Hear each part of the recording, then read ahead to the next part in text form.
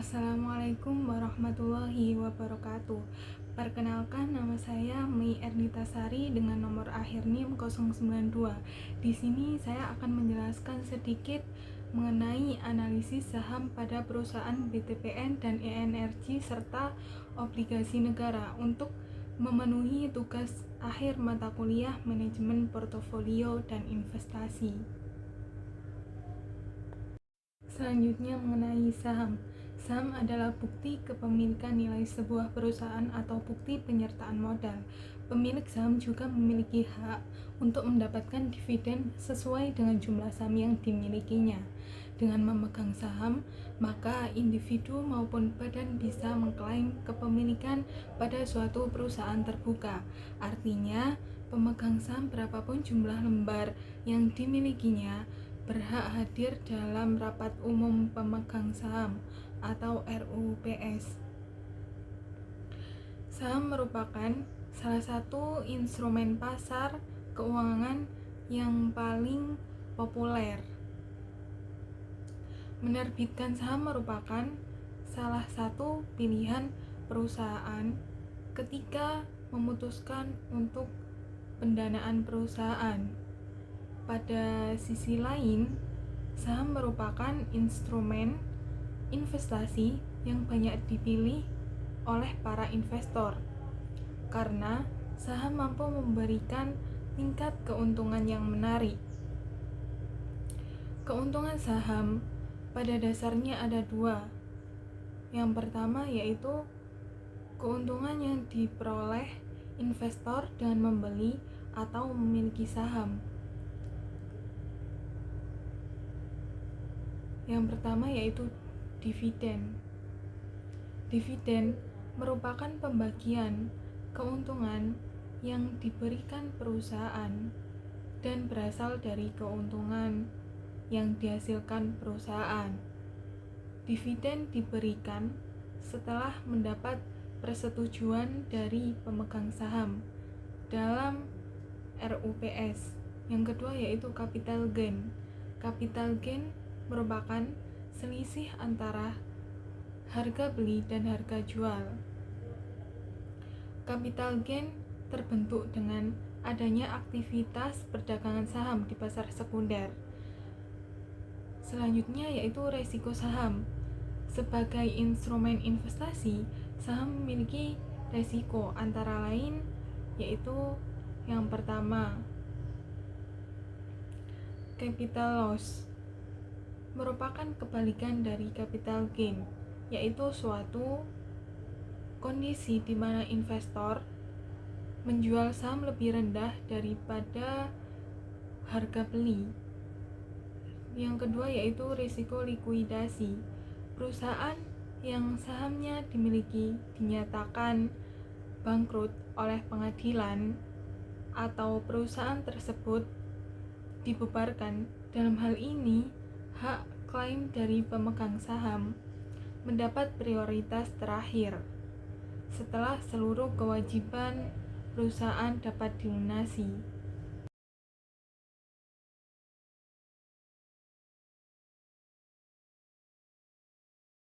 Selanjutnya BTPN.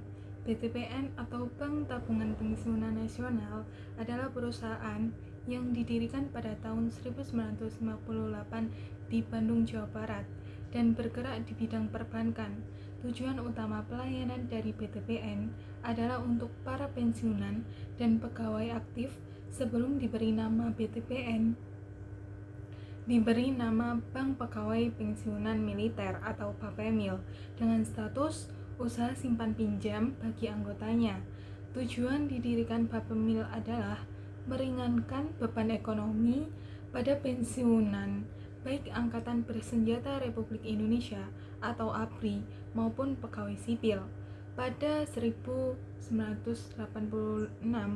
Bapemil ini berganti nama menjadi Bank Tabungan Pensiunan Nasional atau BTPN, dan sampai saat ini BTPN merupakan bank milik swasta nasional. Untuk yang selanjutnya yaitu analisis fundamental. Untuk harga saham BTPN sendiri sekarang yaitu di harga 2.650. Dalam 5 tahun terakhir, rata-rata laba bersih yang dihasilkan Bank BTPN yaitu positif sebesar 2209.520 juta. Return on asset yang dihasilkan oleh Bank BTPN sebesar 0,16%. Return on asset idealnya yaitu sebesar 5%. Dalam hal ini mengindikasikan bahwa return on asset BTPN kurang baik. Return on asset sendiri yaitu seberapa perusahaan dapat menghasilkan laba bersih. Semakin tinggi return on asset, maka semakin baik juga keuangan dalam perusahaan tersebut. Untuk yang selanjutnya yaitu return on equity yang dihasilkan oleh BTPN yaitu sebesar 17,41%. Nilai standar dari return on equity ini yang bagus yaitu 8%. Hal ini mengindikasikan bahwa return on equity yang diberikan oleh Bank BTPN itu baik. Return on equity sendiri digunakan untuk mengukur keberhasilan perusahaan dalam menghasilkan laba bagi para pemegang saham. Untuk selanjutnya yaitu earning per share yang dihasilkan oleh BTPN ini sebesar 156,01. EPS yang tinggi mengindikasikan profitabilitas yang relatif lebih baik dibandingkan yang rendah. Untuk yang selanjutnya yaitu price earning ratio atau PER yang dihasilkan oleh BTPN adalah 16,05 kali. PER ini digunakan untuk menilai mahal murahnya saham berdasarkan kemampuan perusahaan menghasilkan laba bersih. Selanjutnya isu terkini mengenai Bank BTPN. Yang pertama yaitu BTPN sasar nasabah korporasi lewat peluncuran ESG Deposit. PT Bank BTPN Tbk menggelar Economic Outlook 2024 sekaligus peluncuran produk terbaru bertajuk ESG Deposit pada hari Rabu 22 November 2023. Produk tersebut diharapkan mampu menjaring nasabah korporasi. Direktur Utama Bank BTPN mengatakan, dalam menghadapi tantangan dan ketidakpastian global, pihaknya menyadari pentingnya membangun ketahanan dan pertumbuhan berkelanjutan. ESG Deposit merupakan bukti komitmen Bank BTPN dalam menyediakan solusi keuangan bagi nasabah korporasi dan dalam berkontribusi terhadap masa depan yang lebih berkelanjutan dan bertanggung jawab. Acara Economic Outlook 2024. Acara Ekonomi Outlook 2024 ini berlandaskan masalah perekonomian Indonesia saat ini menghadapi berbagai tantangan dari global dan domestik, dan pemilihan umum 2024 dapat berpengaruh pada aspek ekonomi maupun sendi kehidupan masyarakat di Indonesia.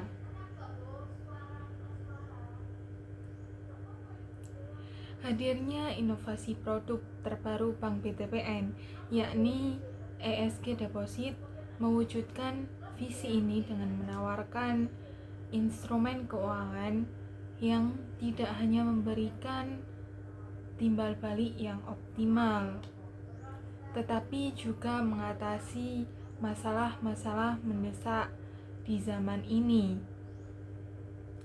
Untuk isu yang kedua yaitu BTPN catat laba bersih 1,46 triliun hingga semester 1 pada tahun 2023. PT BTPN Group melaporkan kinerja kian membaik seiring langkah transformasi dalam pengelolaan manajemen holding perkebunan Nusantara atau BTPN 3 Persero. Ini terlihat dengan kenaikan laba, penyelesaian restrukturisasi utang senilai 41 triliun. Dari sisi perbaikan kinerja ditandai dengan pertumbuhan laba bersih sebesar 227,81%, senilai dengan 1,45 triliun di semester 1 pada tahun 2021. Energi Mega Persada Tbk yaitu adalah PT Bagri Kalila Investment dengan persentase kepemilikan sebesar 46,402%. Selanjutnya yaitu mengenai analisis fundamental dalam 5 tahun terakhir pada perusahaan Energi Mega Persada atau ENRG. Laba bersih yang dihasilkan ENRG dalam 5 tahun terakhir yaitu positif sebesar 592,762 juta. Return on asset yang dihasilkan oleh ENRG itu sebesar 2,58%. Return on asset idealnya yaitu sebesar 5%. Dalam hal ini mengindikasikan bahwa return on asset ENRG kurang baik. Return on asset sendiri yaitu seberapa perusahaan dapat menghasilkan laba bersih. Semakin tinggi return on asset, maka semakin baik keuangan dalam perusahaan tersebut.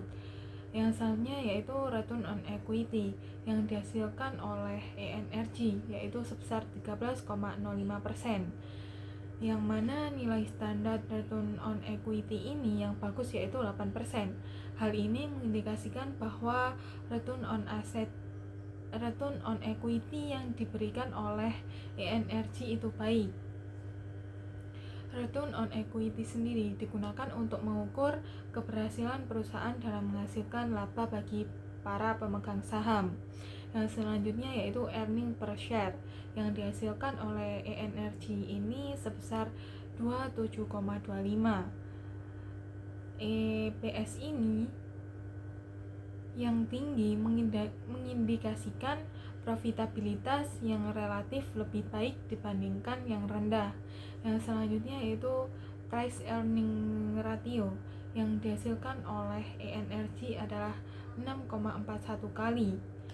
Price earning ratio yang digunakan untuk menilai mahal murahnya saham berdasarkan kemampuan perusahaan menghasilkan laba bersih.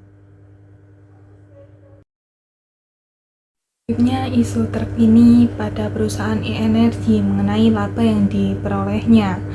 PT Energi Mega Persada Tbk atau ENRG membukukan laba bersih senilai $45,69 juta atau setara dengan 709,46 miliar. Realisasi laba perseroan tersebut naik 3,52% dibandingkan periode sama tahun sebelumnya, senilai $44,14 juta atau setara dengan 685,31 miliar. Mengutip laporan keuangan perseroan pada Selasa 7 November 2023, peningkatan laba justru terjadi saat pendapatan usaha emiten minyak dan gas ini jatuh 13,8% di angka $296,39 juta. Penjualan gas bumi mendominasi sebesar $13,07 juta, disusul minyak mentah $99,69 juta, di mana keduanya mengalami kontraksi. Beban pokok ikut terdepresiasi mengikuti penurunan penjualan, sehingga laba kotor yang digenggam mencapai $104,25 juta, lebih rendah. Menurut penurunan pungutan pajak penghasilan membuat laba bersih ENRG sedikit lebih tinggi secara tahunan. Balance sheet ENRG mencatat peningkatan aset 2,7% dari awal tahun menjadi $1,22 miliar. Jumlah kewajiban utang atau liabilitas melandai 1,82% menjadi $666,97 juta, sedangkan ekuitas meningkat 8,72% mencapai US dollar 559,85 juta. Kas yang digenggam akhir September sisa US dollar 38,59 juta, melandai sekitar US dollar 7,45 juta dari awal tahun akibat sejumlah pengeluaran termasuk aktivitas pendanaan hingga perolehan aset eksplorasi dan evaluasi. Selanjutnya saya akan membahas mengenai obligasi negara. Obligasi negara itu apa sih? Obligasi dapat diartikan dengan utang jangka panjang yang akan dibayar kembali pada saat jatuh tempo dengan bunga tetap jika ada. Dari definisi tersebut dapat dimengerti bahwa obligasi adalah suatu utang atau kewajiban jangka panjang, sedangkan utang jangka pendek biasanya disebut dengan bill. Nilai utang dari obligasi akan dibayarkan pada saat jatuh temponya. Nilai utang dari obligasi ini dinyatakan pada surat utangnya. Obligasi mempunyai jatuh tempo berarti mempunyai lama waktu pelunasan yang telah ditentukan. Bunga dari obligasi adalah tetap jika ada dan sudah ditentukan, karena obligasi dikenal sebagai sekuritas pendapatan tetap. Ada juga obligasi yang tidak membayar bunga. Ada beberapa jenis obligasi, yaitu obligasi korporasi, obligasi pemerintah. Nah, pada kesempatan ini kita akan membahas mengenai obligasi negara atau obligasi pemerintah. Apa sih obligasi negara itu? Obligasi negara adalah suatu surat utang yang diterbitkan oleh suatu pemerintahan. Misalnya nih, pada kehidupan kita, saat pulsa kita tiba-tiba habis, lalu kita belum mempunyai uang dan kita belum gajian, dan kebetulan kita mempunyai teman yang mempunyai toko atau menjual pulsa, lalu kita pinjam dulu. Misalnya, aku boleh nggak pinjem atau hutang pulsa dulu, nanti akan ku ganti dan ku beri uangnya pas gajian, nanti aku lebihin deh. Nah, itu sama halnya dengan ketika negara akan membangun sebuah proyek atau membangun sebuah tol, namun uangnya kurang, kan nggak mungkin langsung bilang ke masyarakatnya nih, siapa yang punya uang lebih, nanti aku hutang buat suatu pembangunan tol atau proyek, nanti aku kembalikan dan akan dilebihkan. Dalam bahasanya halusnya, pemerintah atau negara ini menerbitkan obligasi, namun obligasi ini sudah ditentukan jatuh temponya kapan dan bunganya juga sudah ditetapkan. Dan obligasi yang diterbitkan oleh negara atau pemerintah ini sangat minim resikonya, yaitu salah satu obligasi yang diterbitkan oleh pemerintah atau negara yaitu SPR 010, yaitu memiliki tenor 2 tahun dan menawarkan kupon mengambang atau floating with floor sebesar 5,10% untuk bunganya untuk periode 3 bulan pertama. Tingkat kupon akan disesuaikan 3 bulan dengan tingkat kupon 5,10%, berlaku sebagai tingkat kupon minimal floor. VP Ekonomis PT Bank Permata Tbk menilai suku bunga SPR 010 sebesar 5,10% akan cukup menarik bagi investor-investor retail saat ini. Hal tersebut disebabkan oleh selisih dari imbal hasil obligasi ini dengan suku bunga deposito yang semakin rendah. Tercatat selisih kupon dari SPR 010 dengan rata suku bunga deposito 24 bulan adalah sebesar 160 bps atau 1,60%. Lebih tinggi bahkan bila dibandingkan dengan selisih kupon 2 seri SBN retail sebelumnya, ORI 019 sebesar 151 bps dan SR 014 sebesar 159 bps. Hal ini kemudian diperlebar dengan tren menurunnya suku bunga deposito, meskipun BI diproyeksikan tidak lagi menurunkan suku bunganya lagi. Oleh karena itu, SPR 010 akan cenderung lebih atraktif dibandingkan dengan deposito, Selain itu, dinilai dari kondisi ini juga diperkuat oleh minat dari investor retail di Indonesia yang diperkirakan mengarah kepada instrumen obligasi. Akibat instrumen yang lebih berisiko seperti saham dan kripto masih didera volatilitas tinggi, instrumen saham yang masih belum kembali level di awal tahun, sementara instrumen kripto tercatat masih mengalami pelemahan dalam 2 minggu terakhir. Untuk itu, diperkirakan potensi penyerapan dari SPR 010 akan mampu berada di kisaran 2,5 sampai 3 triliun pada penjualan di akhir bulan. Angka tersebut juga lebih tinggi dibandingkan seri SPR sebelumnya, yakni SPR 009 yang terjual 2,25 triliun. SPR 010 memang akan menjadi daya tarik tersendiri bagi investor, apalagi seri ini memiliki kupon mengambang. Itu ORI 023T3. Ini memiliki imbal hasil 5,9% dengan tenor 3 tahun. Beberapa keuntungan berinvestasi di ORI 23T3 termasuk kupon dan pokok yang dijamin oleh undang-undang. Kupon dan pokok dijamin oleh undang-undang. Kupon dengan tingkat bunga tetap sampai pada waktu jatuh tempo dapat diperdagangkan di pasar sekunder antar investor domestik. Berpotensi memperoleh capital gain dapat diperdagangkan di organisasi atau OTC melalui Electronic Trading Platform atau ETP.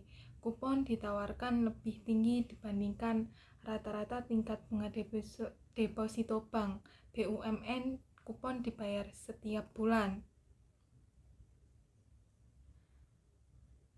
Tersedianya kuotasi harga beli atau bid price dari mitra distribusi atau pihak lain yang bekerja sama dengan mitra distribusi dapat dipinjamkan atau dijaminkan kepada pihak lain atau sesuai dengan kebijakan di masing-masing mitra distribusi. Masyarakat turut serta mendukung pembiayaan pembangunan nasional. Itulah sedikit penjelasan mengenai analisis saham pada Bank BTPN dan E-Energi atau perusahaan energi Mega Persada serta obligasi negara.